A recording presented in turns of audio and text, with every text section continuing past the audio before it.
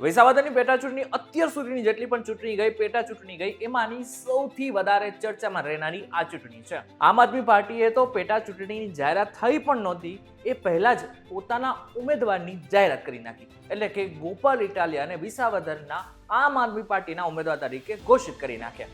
હવે ગોપાલ ઇટાલિયા પોતાની રીતે મહેનત કરી રહ્યા છે, ગામે ગામ ફરી રહ્યા છે, વિસાવદરમાં ધામા નાખી દીધા છે, પરંતુ આ બધાની વચ્ચે મહત્વની વાત, આ વખતે ગોપાલ ઇટાલિયા જીતતા હારી જઈ શકે છે.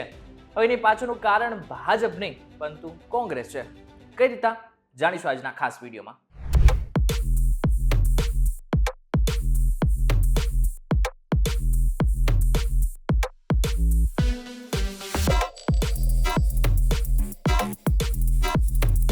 નમસ્કાર, welcome back folks VTV digital પર તમે જોઈ રહ્યા છો ડેઈલી ડોઝ અને હું છું આપનો દોસ્ત કરણ ચડોદરા. વિસાવદર અત્યારે ખૂબ જ ચર્ચામાં છે, પરંતુ આજકાલ ચર્ચામાં નથી. જ્યારથી ભૂપત ભાયાણીએ આમ આદમી પાર્ટી સાથે છેડો ફાડીને ભાજપ સાથે ભળી ગયા ને ત્યારથી ચર્ચામાં છે. હવે ભાજપ ભૂપત ભાયાણીને પોતાની પાર્ટીમાં લાવી તો ખરા, પરંતુ એની સાથે સાથે આ બધામાં ભૂપત ભાયાણીનો એટલો બધો વિરોધ થયો કે ભાજપની છબી પણ ક્યાંક ને ક્યાંક ખરડાઈ. પરંતુ આવા બધાની વચ્ચે લોકોને પ્રશ્ન ઉઠવા લાગે કે શું ખરેખર ભાજપનું એક જ મિશન છે, ઓપરેશન લોટસ, કે જેટલા પણ બીજી પાર્ટીના નેતાઓ છે એ બધા જ લોકોને ગણીને પોતાની પાર્ટીમાં ભેળવી નાખવાના. હવે બધામાં જ્યારથી ભૂપત ભાયાણીએ ભાજપ સાથે છેડો ફાડ્યો છે ને ત્યારથી આમ આદમી પાર્ટીના કેટલાય નેતાઓ વિસાવદરમાં ધામા નાખીને બેસી ગયા છે. અલગ અલગ રીતે લોકોને મળી રહ્યા છે અને કહી રહ્યા છે કે એકચ્યુઅલમાં પ્રોબ્લેમ ભાજપમાં છે, અમારી પાર્ટીમાં નથી. અમારી પાર્ટીમાં જ્યાં સુધી ભૂપત ભાયાણી હતા ત્યાં સુધી તો એમને બરાબરનું કામ કર્યું, પરંતુ અમારી પાર્ટીમાંથી જ્યારથી ગયા છે ત્યારથી એમને અપમાનનો સામનો કરવો પડી રહ્યો છે.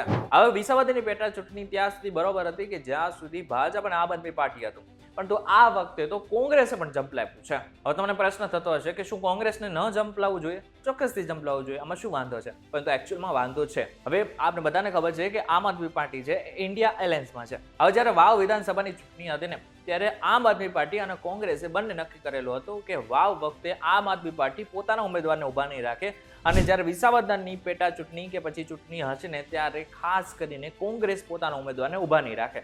પરંતુ કોંગ્રેસ ક્યાંક ને ક્યાંક પોતાનો વાયદો ભૂલી ગઈ અને આ વખતે કોંગ્રેસ ખરેખર પોતાની રીતે વિસાવદરમાં ઉમેદવાર ઉભા રાખવાના છે. હવે આનાથી શું થશે? આનાથી એકચ્યુઅલમાં ત્રિપંખીયો જંગ ખેલાશે, ભાજપ, કોંગ્રેસ અને આમ આદમી પાર્ટી. અને ઇતિહાસ ગવાહ છે કે જ્યારે ત્રિપંખીયો જંગ થયો છે ને ત્યારે ભાજપને જ ફાયદો થયો છે. હવે કદાચ તમને વિશ્વાસ નહીં આવતો હોય તો તમને થોડું ઉદાહરણ આપી દઉં. ગુજરાત વિધાનસભાની ચૂંટણી 2022 ત્રિપંખીયો જંગ ખેલાણો અને ભાજપને સૌથી વધારે સીટો મળી. બીજી બાજુ દિલ્હીમાં પણ એ જ થયું, ત્રિપંખીયો જંગ ખેલાણો અને ભાજપને સીધો ફાયદો થયો. હવે આ વખતે પણ લાગી રહ્યું છે કે એવું જ ક્યાંક ને ક્યાંક થઈ શકે છે. આ બધાની વચ્ચે ગોપાલ ઇટાલિયાએ ભાજપ પર આક્ષેપ પણ એવા મૂક્યા હતા કે ભાજપે લગભગ 20,000 ઉમેદવારના નામ મતદાર યાદીમાંથી ઉડાવી નાખ્યા છે. આ સાથે તેમણે એમ પણ કહ્યું છે કે 20,000 લોકો એવા પણ છે કે જેઓ ભાજપ વિરુદ્ધ મત કરે છે, એટલે હવે તેમને હરાવવા માટે ભાજપે આવું કર્યું છે. જો કે આ વિસાવદરની જનતા છે, હંમેશાથી એમને ખબર છે કે એકચ્યુઅલમાં કેવી રીતના કોને મત આપવાના છે. કેશુભાઈથી લઈને અત્યાર સુધી જેટલા પણ ધારાસભ્ય બન્યા એ બધા જ લોકોને નામ જોઈને કે પછી પાર્ટી જોઈને એમને ક્યારેય મત નથી આપ્યા. માત્ર વિસાવદરની જનતાએ કામ જોઈને મત આપ્યું છે. હવે આગળના સમયમાં જોવાનું રહેશે કે એકચ્યુઅલમાં આ વખતે પણ એવું થશે કે વિસાવદરની જનતા કોઈ પાર્ટી કે કોઈ પ્રકારનું ચિહ્ન જોઈને મત આપે છે. ત્યારે આ બાબતને લઈને તમારું શું કહેવું છે? આ વખતે વિસાવદરમાં શું ખરેખર ગોપાલ ઇટાલિયા જીતી શકે છે કે નહીં, એ પણ અમને જરા કોમેન્ટ કરીને ચોક્કસ કહેજો. વિડીયો પસંદ આવે તો વિડીયો લાઈક અને શેર જરૂરથી કરજો. તથા આવા જ ઇન્ફોર્મેટિવ વિડીયોઝ માટે વીટીવી ડિજિટલ સાથે જોડાયેલા રહેજો.